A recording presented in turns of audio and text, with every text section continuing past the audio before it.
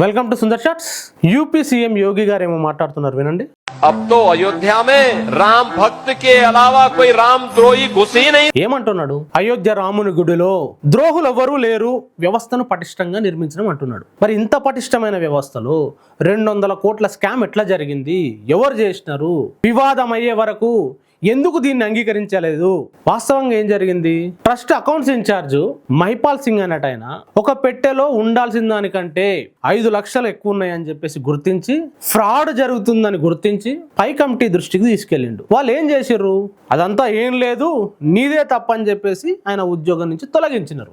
ఆయన ఏం చేసిండు? ఈ వివాదం కాస్త బయటికి పొక్కడంతో రాజకీయ వివాదం కావడంతో జూన్ 8వ తారీఖు నాడు trust general secretary Champat Rai ఒక ప్రకటన చేసిండు. ఈ ఆడిటింగ్ సంబంధించిన చాలా చిన్న వివాదం, ఇక్కడ ఏం తప్పు జరగలేదు అని చెప్పేసి వివరణ ఇచ్చిండు. ఇది పెద్ద దుమారం కావడంతో 13వ తారీఖు సిట్ ఏర్పాటు చేసినారు. జూన్ 13వ తారీఖు 25వ తారీఖు నాడు ఎఫ్ఐఆర్ గట్టి 8 మంది దోషులు అని చెప్పేసి ఎంప్లాయీల పేర్లు పెట్టిర్రు. అసలైన వాళ్ళ పేర్లు లేవు అనేది ఇంకో వివాదం. అంతేకాదు, ఇంత పెద్ద స్థాయిలో జరుగుతున్న గుడిలో కనీసం 180 రోజుల సీసీటీవీ ఫుటేజ్ ఉండాలి, కానీ ఇక్కడ కేవలం 42 రోజుల ఫుటేజ్ మాత్రమే ఉంది.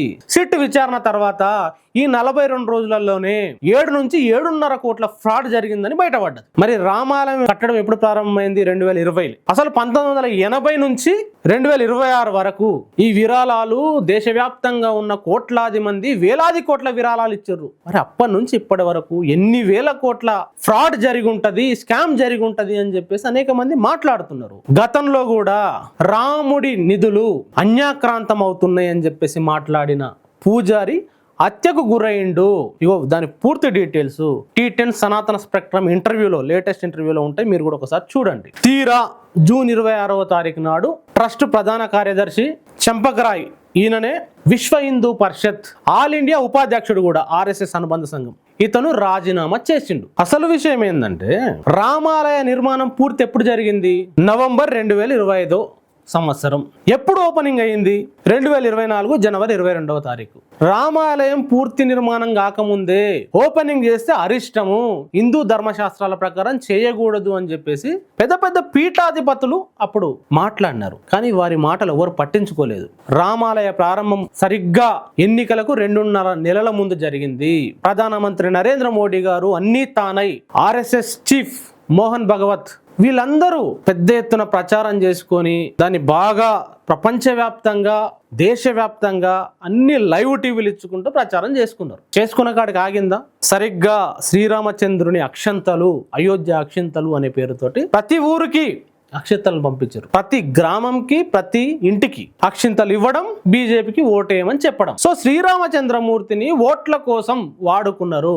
మరి రాముని పేరు వాడుకొని ఓట్లు వేయించుకున్న మీరు ఇప్పుడు అదే అయోధ్యలో స్కామ్ జరిగితే ఎందుకు బాధ్యత వహించరు? ఎందుకు స్పందించరు? కనీసం స్పందించి తప్పు ఎవరు చేసినా కఠినంగా శిక్షిస్తామని మాట్లాడాలి కదా ప్రధానమంత్రి మోడీ గారు. ఎందుకు సైలెంట్ గా ఉన్నారు? చిన్న చిన్న విషయాలకు స్పందిస్తారు మోడీ గారు. మరి ఇంత పెద్ద విషయం జరిగితే ఎందుకు స్పందించరు? ఎందుకు బాధ్యత తీసుకోరు? సిబిఐ విచారణ ఎందుకు వేయరు? సిట్టింగ్ జడ్జి తోటి ఎందుకు విచారణ జరిపించరు? ఇవన్నీ ప్రశ్నలే కదా. నిజంగా మీరు బాధ్యత వహించి సిట్టింగ్ జడ్జి తోటి విచారణ చేయించి, మా వాళ్ళ పాత్ర లేదు, మా RSS వాళ్ళది, మా బీజేపీ వాళ్ళది, మా విశ్వ హిందూ పరిషత్ వాళ్ళ పాత్ర లేదు ఈ స్కామ్ లో, ఇది కేవలం అక్కడ ఉద్యోగులు చేసిన తప్పు అని చెప్పేసి తేల్చి మీ నిజాయితీని నిరూపించుకునే అవకాశం దొరికింది కదా, ఎందుకు చేయట్లేదు?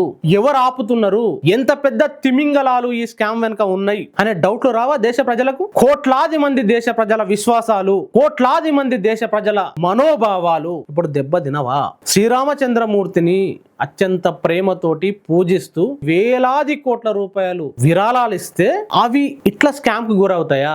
ఈ స్కామ్ కు బాధ్యత ఎవరు వహించరా? కాబట్టి ప్రజలారా, ఈ అంశం పైన T10 సనాతన స్పెక్ట్రమ్ లో డీటెయిల్డ్ ఇంటర్వ్యూ ఉంటది, కాబట్టి తప్పకుండా అది కూడా చూడండి. ఈ వీడియో మీద తప్పకుండా మీ కామెంట్ రాయండి. Thank you very much. చూస్తూనే ఉండండి T10.